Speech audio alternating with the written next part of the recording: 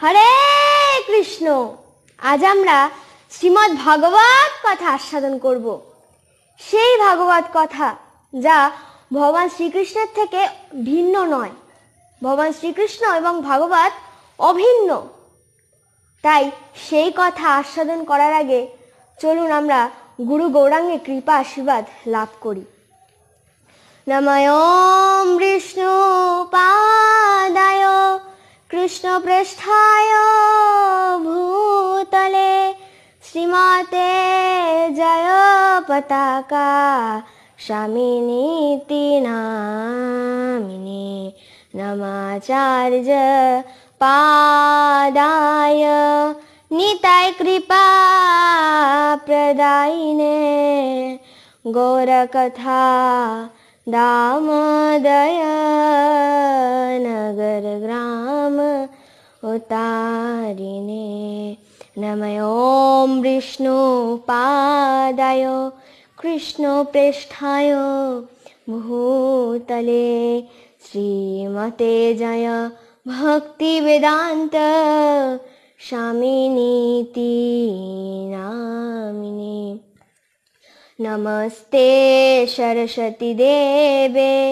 गौरवाणी प्रचारिणे निर्विशेष शून्यवादी पाश्चात्य देश तारिणे जय श्री कृष्ण चैतन्य प्रभु नित्यानंद श्री अद्वैत गदाधर शिवासदि गौर भक्त वृंद।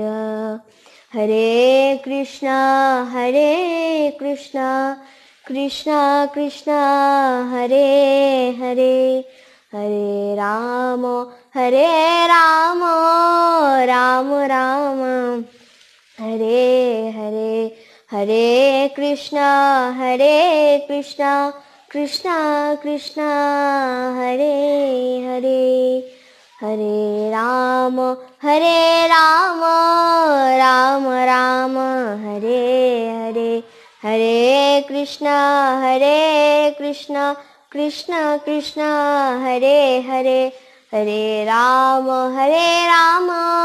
राम राम हरे हरे।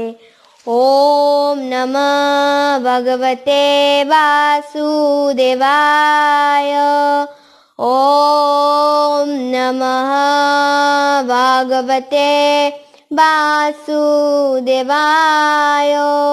ओम नमो भगवते वासुदेवाय। जय श्री श्रीमद् भागवत की जय। जय भगवान श्री कृष्ण की जय। आज আমরা সেই ভাগবত কথা আস্বাদন করতে চলেছি যা ভগবান শ্রীকৃষ্ণের থেকে ভিন্ন নয়। ভগবান শ্রীকৃষ্ণ এবং ভাগবত অভিন্ন।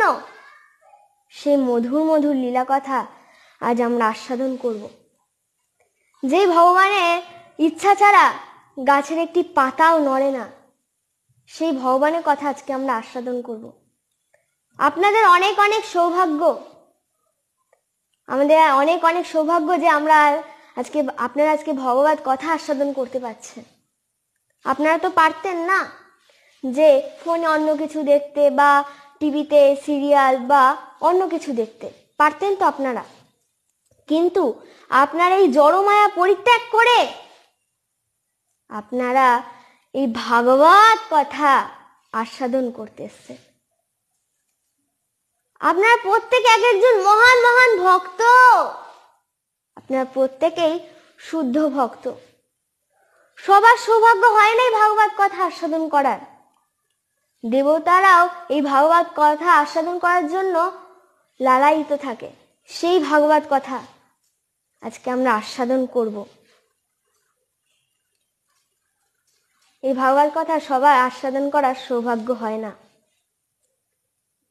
মহারাজ পরীক্ষিতকে যখন সুখদেব প্রভু ভাগবত কথা আস্বাদন করাবে, তখন দেবতারা এসছে যে সুখদেব প্রভু ভাগবত কথা আস্বাদন করাচ্ছে, চলো। দেবতারা এসছে অমৃতর ভাণ্ড নিয়ে। অমৃতর ভাণ্ড সুখদেব প্রভুকে দিতে চাইছে, দিয়ে বলছে যে হে সুখদেব প্রভু, আপনি অমৃতের ভাণ্ড রাজা পরীক্ষিতকে দিয়ে দিন, তাহলে সে তো আর মারা যাবে না, সে অমর হয়ে যাবে, কিন্তু আপনি এই ভাগবত কথা আমাদেরকে আস্বাদন করিয়ে দিন। তারা সুখদেব প্রভুর কাছে এই প্রার্থনা করছে। তখন সুখদেব প্রভু ভাবছে যে এরা সে মন নেই এদের যে ভাগবত কথা আস্বাদন করব, এরা দেনা পাওনার হিসাব করছে, এদেরকে আমি ভাগবত কথা আস্বাদন করাবো না। এই ভাগবত কথা মহারাজ পরীক্ষিত আস্বাদন করেছিলেন, আর আজকে সেই ভাগবত কথা আমরা আস্বাদন করতে পারছি। আমাদের কত কত সৌভাগ্য, সেই ভগবানের কথা আজকে আমরা আস্বাদন করতে পারছি। ভগবান যখন অপ্রকট লীলা করবেন, তখন ভগবানের একজন প্রিয় সখা উদ্ধব ভগবানের কাছে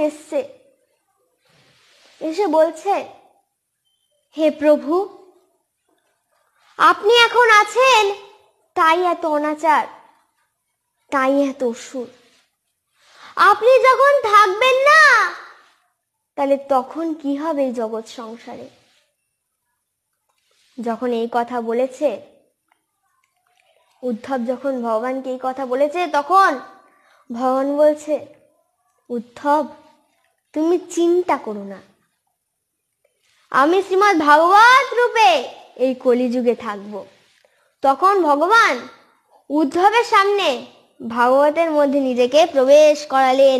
জয় জয় শ্রীমদ্ ভাগবত কি জয়, জয় ভগবান শ্রীকৃষ্ণ কি জয়। সেই ভাগবত কথা আজ আমরা আস্বাদন করব।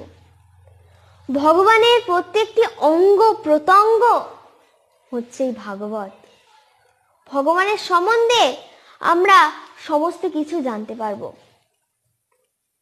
তাই চলুন সেই ভাগবত কথা আস্বাদন করার আগে আমরা ভগবানকে প্রণাম করি।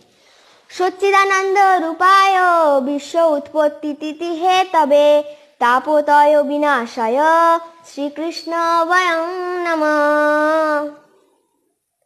সচ্চিদ আনন্দের প্রকাশ ভগবান। আমরা যা যা আনন্দ পাচ্ছি, সচ্চিদ আনন্দের প্রকাশ ভগবান। সেই অনাদির আদি গোবিন্দ সর্বকারণের কারণ, সচ্চিদ আনন্দের প্রকাশ।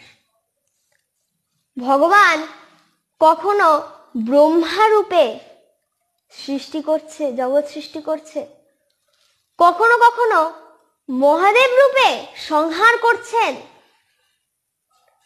কখনো এই জগৎকে রক্ষা করছে। ভগবান তো এত দেবদেবী সৃষ্টি করেছে, তাই না? হে ভক্তবৃন্দ, ভগবান তো এত দেবদেবী সৃষ্টি করেছে, তাহলে কি সেই অনাদির আদি গোবিন্দ সর্বকারণের কারণ, তার কি কোনো কাজই নেই? হে ভক্তবৃন্দ, আপনারা বলুন, সেই অনাদির আদি গোবিন্দ সর্বকারণের কারণ, তার কি কোনো কাজই নেই? বলুন। হ্যাঁ, ভগবানেরও একটি কাজ আছে।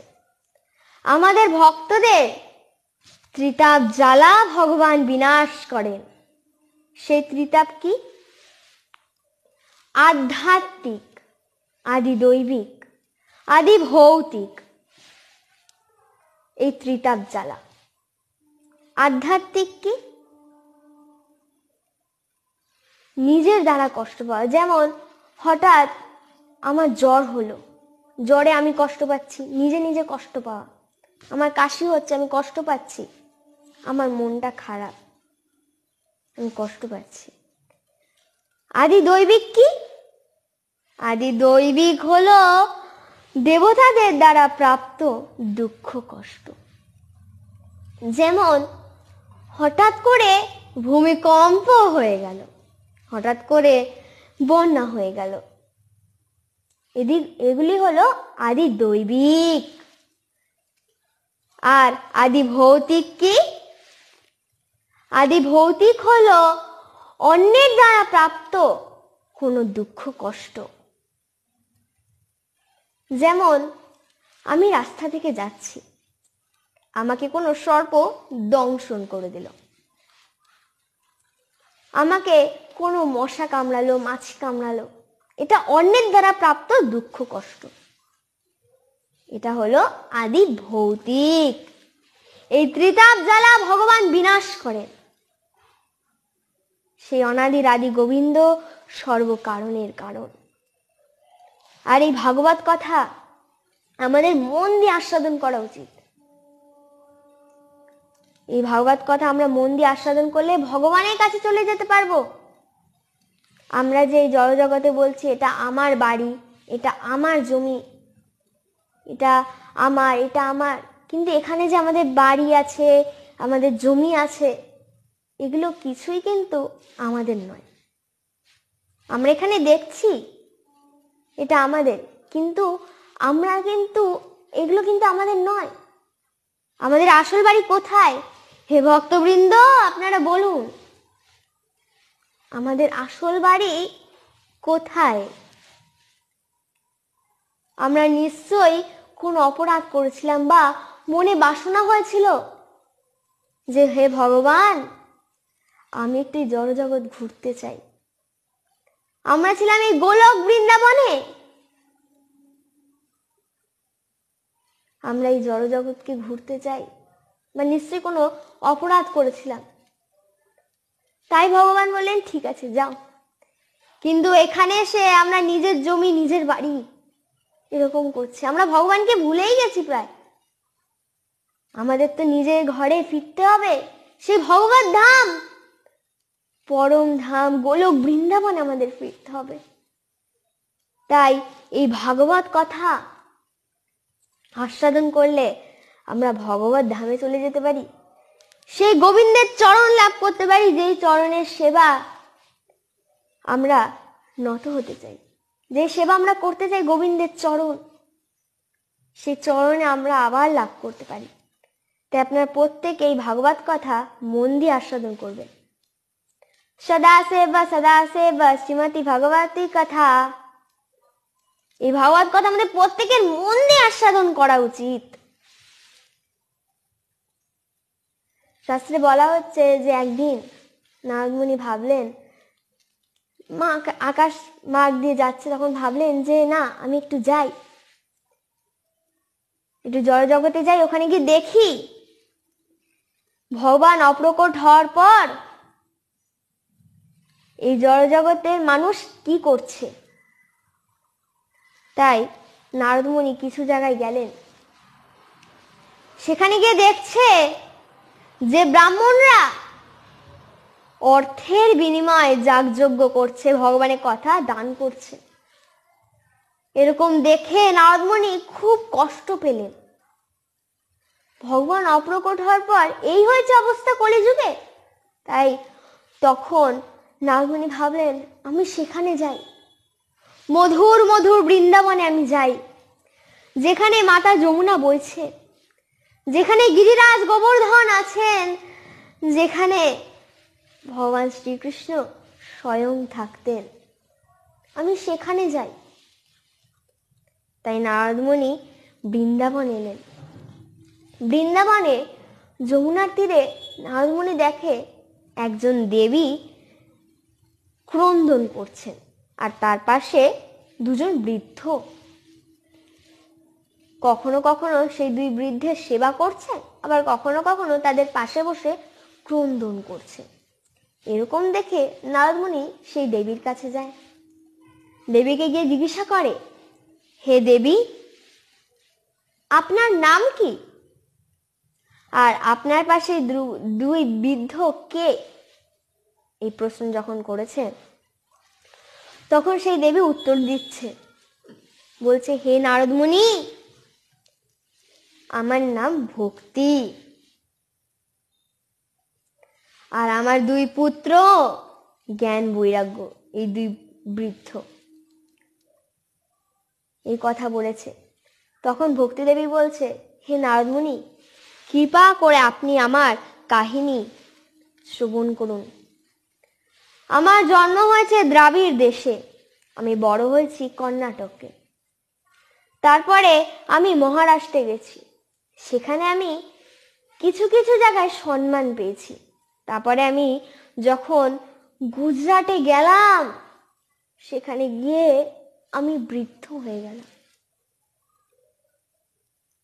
আমি সেখানে গিয়ে যখন বৃদ্ধ হয়ে গেলাম, তখন আমি ভাবলাম যে আমি সেখানে যাই, মধুর মধুর বৃন্দাবন, যেখানে মাতা যমুনা আছেন, যেখানে গিরিরাজ গোবর্ধন আছেন, যেখানে ভগবান শ্রীকৃষ্ণ স্বয়ং থাকতেন।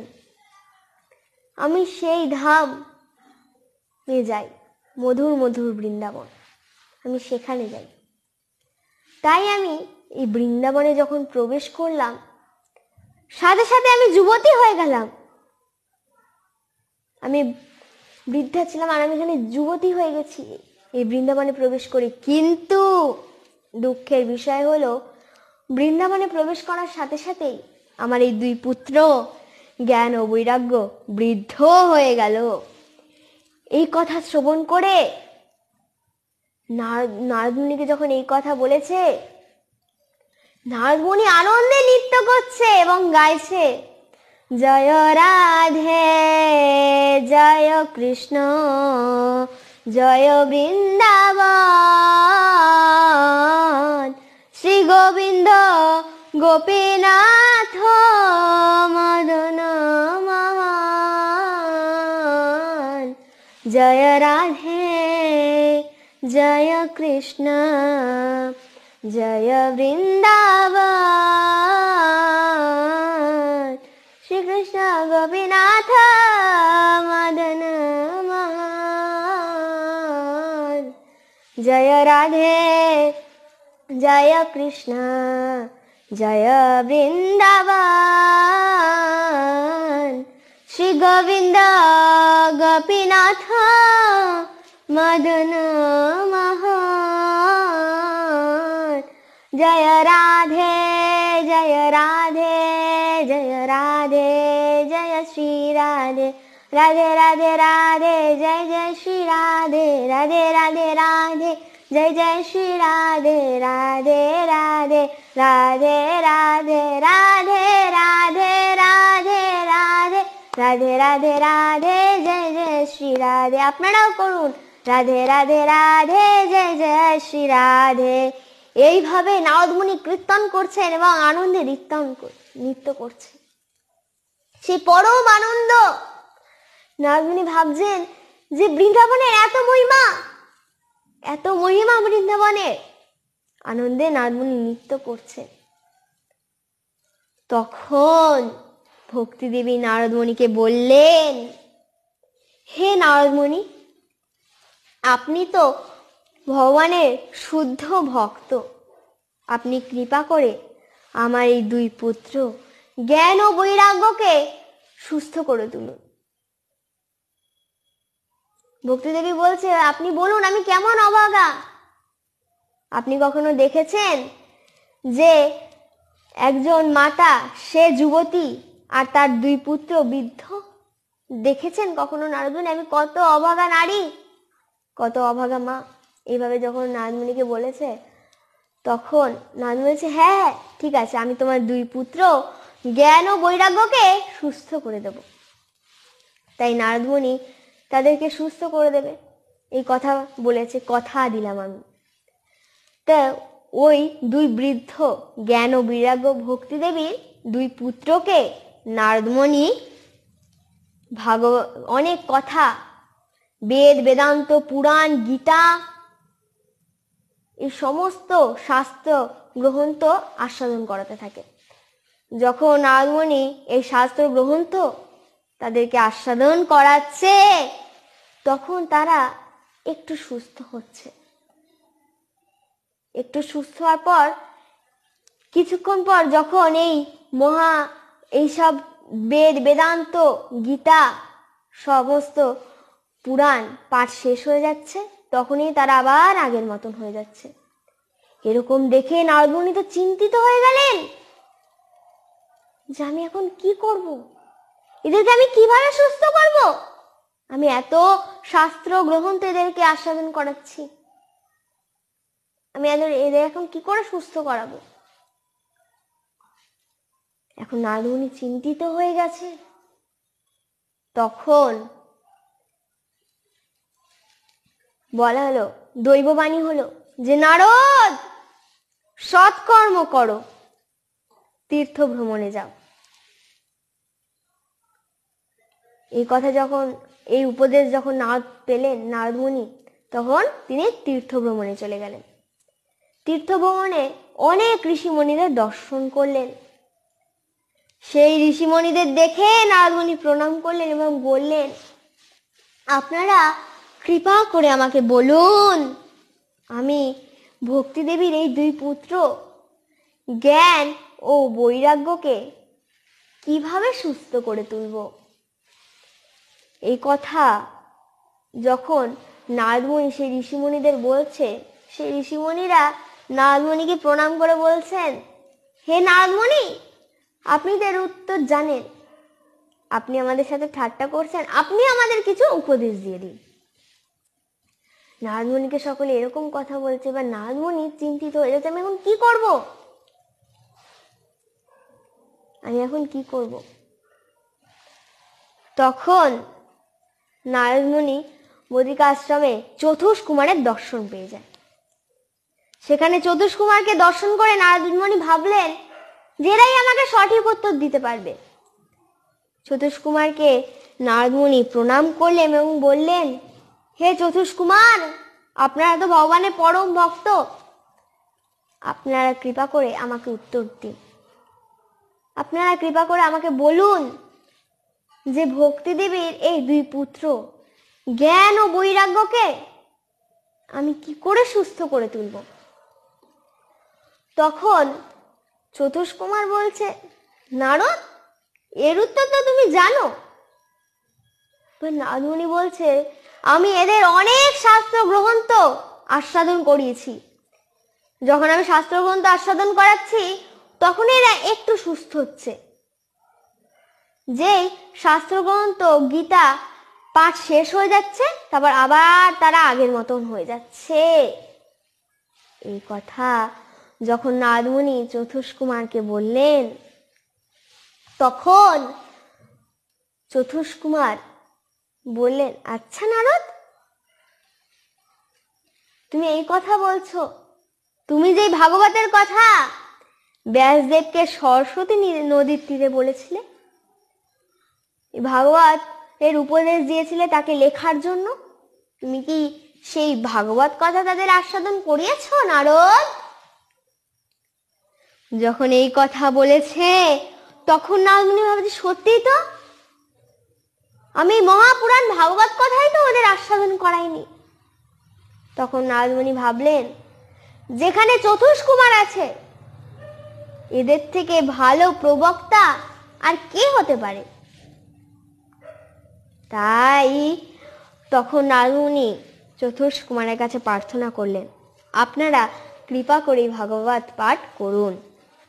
পরে হরিদ্বারে আনন্দ ঘাটে এই চতুষ্কুমার ভাগবত পাঠ করেছিল। আর যখন সকলের কাছে খবর ছড়িয়ে যায় যে চতুষ্কুমার ভাগবত পাঠ দেবে, সকল ঋষিমণিরা ওখানে চলে আসে। গন্ধর্ব কিন্নর দেবতারা, গন্ধর্ব কিন্নররা সকলে এসছে যে চতুষ্কুমার ব্যাসাসনে বসেছে, তারাই ভাগবত পাঠ করবে, শুদ্ধ ভক্ত। আর তখন নারদমুনিও ভক্তি দেবী এবং ভক্তি দেবীর দুই পুত্র জ্ঞান ও বৈরাগ্যকে এনে সেই ভাগবত কথা আস্বাদন করলেন। সেই ভাগবত কথা চতুষ্কুমার আস্বাদন করাচ্ছে। কত মধুর মধুর পরিবেশ।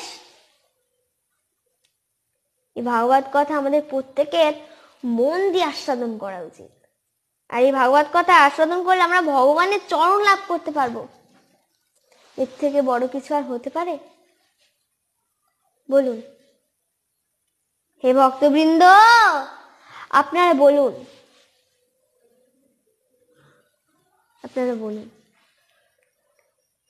যে থেকে বড় কিছু আর হতে পারে? ভাগবত কথা আস্বাদন করলে আমরা ভগবত ধামে চলে যাব, ভগবানের সেই চরণ আমরা লাভ করতে পারবো। এর থেকে আর বড় কি হতে পারে? আমরা প্রত্যেকেই মায়ার বন্ধনে আটকিয়ে থাকি, কিন্তু আপনারা প্রত্যেকে শুদ্ধ ভক্ত, তাই মায়ার বন্ধন ছিন্ন করে আপনার এই ভাগবত কথা আস্বাদন করছেন। কত সৌভাগ্যবান আপনারা, কত সৌভাগ্যবতী। আর আপনারা প্রত্যেকে বেশি বেশি করে শেয়ার করে দেবেন, যাতে এই কথা আরো অনেকের কাছে পৌঁছে যায়। প্রত্যেকে বেশি বেশি করে শেয়ার করে দেবেন। এই হচ্ছে শ্রীমদ্ ভাগবত কথা। আপনারা প্রত্যেকে এই ভাগবত কথা মন দিয়ে আস্বাদন করুন। একজন ব্যক্তি ছিল যার নাম আত্মদেব। সে আত্মদেবের কোনো সন্তান ছিল না, তাই তার খুব দুঃখ। আর তার গৃহে একটি গাভীও ছিল, সেই গাভীটিরও কোনো সন্তান ছিল না। সকলে তাদেরকে নিয়ে ঠাট্টা করত যে দেখো, ওই বাড়ির সে আত্মদেবেরও সন্তান নেই আর ওদের বাড়ির গাভীটিরও সন্তান নেই, এইরকম বলে তারা ঠাট্টা করত। তাই আত্মদেব মনের দুঃখে বনে চলে গেল। বনে গিয়ে ভগবানের সাধন ভজন করছে। একজন শুদ্ধ ভক্ত বনে যখন গেছে তখন তাকে আত্মদেবকে দেখতে পায়, এবং আত্মদেবকে তখন সেই শুদ্ধ ভক্ত জিজ্ঞাসা করে, আপনি বনে কি করছেন? তখন আত্মদেব বললেন যে আমার কোনো সন্তান নেই, তাই আমি মনের দুঃখে বনে চলে এসেছি। এই কথা যখন বলেছে তখন সেই শুদ্ধ ভক্ত বলছে যে তোমার সন্তান নেই তো ভালো, কুসন্তান হলে তো আরো ক্ষতি। এরকম কথা যখন বলছে কি না আমার কোনো সন্তান নেই, আমার খুব দুঃখ, এভাবে যখন বলেছে সেই শুদ্ধ ভক্ত অনেকবার বোঝালো, কিন্তু আত্মদেব বুঝলো না। বলে ঠিক আছে। সে শুদ্ধ ভক্ত তার ঝোলার থেকে একটি ফল বার করলো এবং বলল, তুমি এই ফলটি তোমার স্ত্রীকে খেতে বলবে, তাহলে সে গর্ভবতী হবে। আত্মদেব খুব খুশি হয়ে গৃহে ফিরে এসছে। গৃহে এসে তার স্ত্রীকে সমস্ত কথা বলেছে যে তুমি এই ফলটা খেলে তুমি গর্ভবতী হবে। এবার আত্মদেবের স্ত্রীর নাম হচ্ছে ধুন্দুলি। ধুন্দুলিকে যখন এই ফলটি দিয়েছে, এবার ধুন্দুলি দেখতে খুব সুন্দর ছিল, দেখতে সে খুব সুন্দর। ধুন্দুলিকে যখন সেই ফল দিয়েছে তখন ধুন্দুলি বলেছে ঠিক আছে আমি খাবো। তো তখন ধুন্দুলি ভাবছে যে আমি যদি এই ফল খাই আমার এই সৌন্দর্য নষ্ট হয়ে যাবে, আমি যদি গর্ভবতী হই তাহলে আমার এই সৌন্দর্য নষ্ট হয়ে যাবে, আমি এখন কি করব?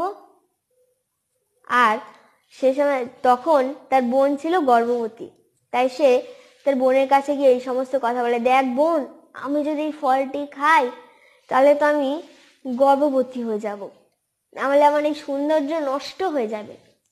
যখন এই কথা বলেছে তার বোনকে, তখন ধুন্দুলির বোন বলছে, দিদি তুই চিন্তা করিস না, আমি তো আছি, আমি তো গর্ভবতী হয়েছি, ঠিক আছে তুই গর্ভবতী হওয়ার নাটক কর, যখন আমার সন্তান প্রসবের সময় আসবে তখন তুই আসবি, এসে সেই সন্তানকে নিয়ে যাবি, আর এই ফলটি তোদের বাড়িতে একটা গাভী আছে না, ওকে দিয়ে দিবি, ও খেয়ে নেবে।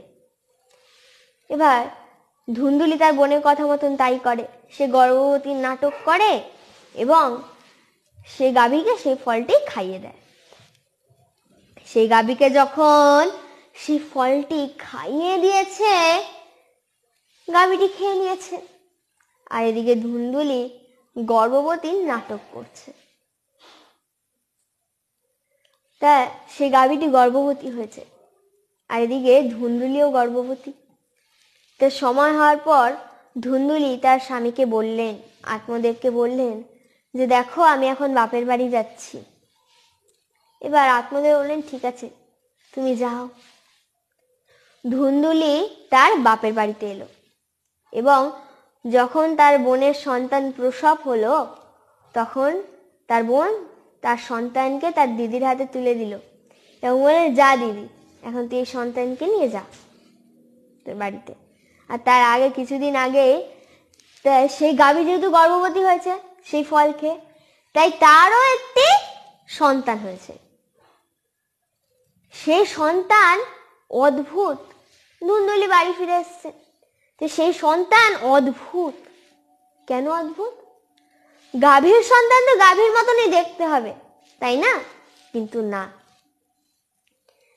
এই গাভী যে সন্তানকে প্রসব করেছিল সেই সন্তান সম্পূর্ণ মানুষের মতন দেখতে, কিন্তু তার দুই কানই ছিল গাভীর মতো। তাই তার নাম রাখা হয় গোকর্ণ। এরকম একজন অদ্ভুত গাভীর পুত্র। সকলে এই কথা যখন শুনেছে যে আত্মদেবের গৃহে ওরকম একটি পুত্র হয়েছে আর তারও নিজেরও পুত্র হয়েছে, তো সকলে সেই দুই ভাইকে দেখতে এসছে, সকলে আসছে দেখতে। তাই গাভীর পুত্রের নাম রাখা হলো কি গোকর্ণ, আর আত্মদেবের পুত্রের নাম কি রাখা হলো, যেহেতু তার মাতার নাম ছিল ধুন্দুলি তাই তার নাম রাখা হলো ধুন্দুকারী। তারা বড় হলো। গোকর্ণ শাস্ত্র সম্বন্ধে অনেক জ্ঞানী ছিল, পণ্ডিত। আর এদিকে ধুন্দুকারী যখন বড় হয় তখন সে তার মাতা পিতার উপরে অত্যাচার করতে থাকে, মারধর করতে থাকে, অত্যাচার করতে থাকে। তো এরকম দেখে আত্মদেব আর সহ্য না করতে পেরে তার পুত্র গোকর্ণের কাছে আসে, এসে বলে পুত্র গোকর্ণ, তোমার ভাই এরকম অত্যাচার করছে, তুমি আমাকে কিছু উপদেশ দাও, আমি এবার কি করব? তখন গোকর্ণ বললেন পিতা আপনি সৎকর্ম করুন, আপনি বনে চলে যান, বনে গিয়ে ভগবানের সাধন ভজন করুন। গোকর্ণের কথা শুনে আত্মদেব বনে চলে গেলেন। এবারে ধুন্দুকারী তার মা ধুন্দুলিকে খুব অত্যাচার করতে থাকে, এত অত্যাচার করে যে ধুন্দুলি আর সহ্য না করতে পেরে সে আত্মহত্যা করে নেয়।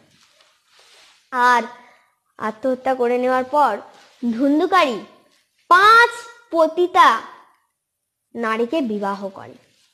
5 পতিতা নারী, তারা যখন যা চাইতো ধুন্দুকারী তাই দিত। সে চুরি করত, সে চুরি করে তার স্ত্রীদের মনোবাসনা পূর্ণ করত।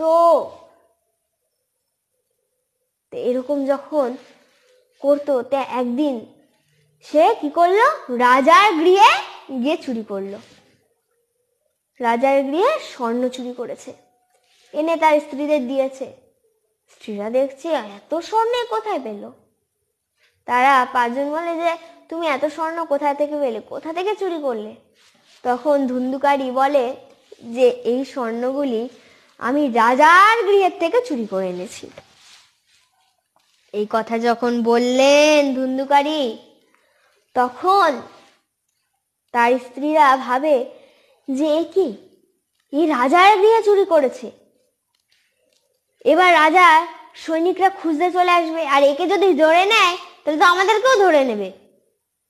একটা কাজ করে সবাই এই 5 জন মিলে বুদ্ধি করে তাকে কষ্ট দিয়ে মেরে ফেললো। ধুন্দুকারীকে কষ্ট দিতে থাকে, মারতে থাকে, কষ্ট দিতে দিতে ধুন্দুকারীকে মেরে ফেললো। আর গোকর্ণ যখন এই কথা শ্রবণ করলো যে তার ভাই মৃত্যুবরণ করেছে, তাই গোকর্ণ তার ভাইয়ের জন্য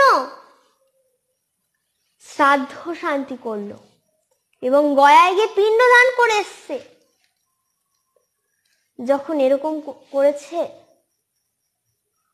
পিণ্ডদান করে এসছে, তো একদিন গোকর্ণ রাত্রেবেলা শুয়ে রয়েছে, ঘুমাচ্ছে। তখন কে যেন তাকে বলছে, আমাকে মুক্তি দাও, আমাকে মুক্তি করো, আমাকে মুক্তি দাও, এরকম কে বলছে। এবার গোকর্ণ কাউকেই দেখতে পাচ্ছে না। তখন গোকর্ণ তার গঙ্গার জল নিয়ে ধুন্ধুকারীর গায়ে ছিটিয়ে দেয় এবং ধুন্ধুকারীকে সম্পূর্ণ দেখতে পায়। তখন গোকর্ণ দেখছে যে তো তারই ভাই, পেটজনি প্রাপ্ত হয়েছে। তখন তার ভাই ধুন্ধুকারী বলছে, ভাই, দাদা, তুমি আমাকে রক্ষা করো, আমি মুক্তি লাভ করতে চাই।